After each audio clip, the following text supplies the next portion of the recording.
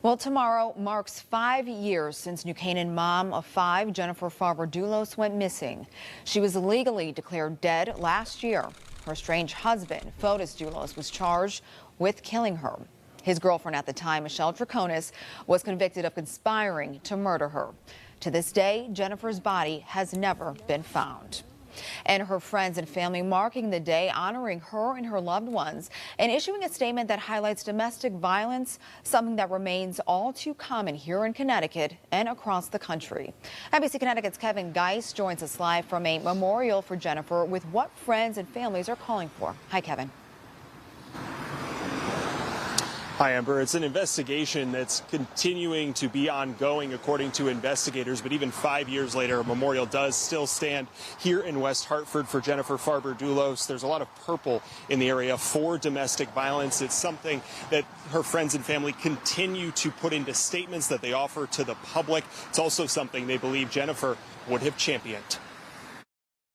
But there are so many people whose stories are not being told, whose stories, when they go missing, don't get covered. A message the friends and family of Jennifer Farber Dulos continue to echo. Domestic violence is too common, and the stories of victims need to be told. I call on the media to make this coverage more equitable across races and ethnicities and genders. In an updated statement to mark 5 years since Jennifer's disappearance, her friend Carrie Luft notes reminders of Jennifer appear daily. A shared reference, a musical riff, a delighted laugh, a graceful silhouette in the distance.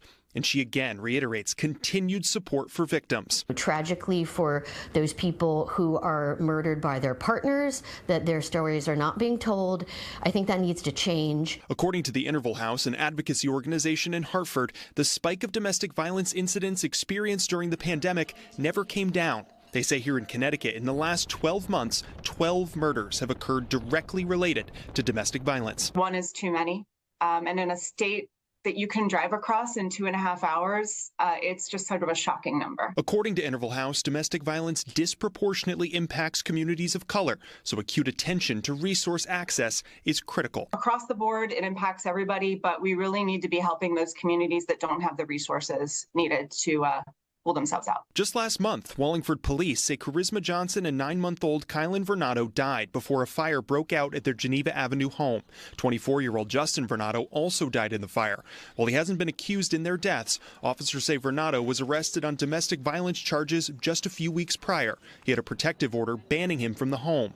At a vigil in early May, her family called for more to be done to protect domestic violence victims. GPS and everything else to track somebody down, and there's nothing we can do for women. Luft specifically references the Interval House among other organizations supporting marginalized communities in her statement. She believes the work they and other domestic violence organizations do, Jennifer would have strongly supported. If Jennifer's situation can help spur further legislation and or social change, she would be very much in favor of that. Jennifer's family and friends plan to observe the five-year mark since her disappearance privately. Meanwhile, Michelle Draconis is set to be sentenced next Friday on May 31st for her role in Jennifer Farber Dulos' murder and disappearance.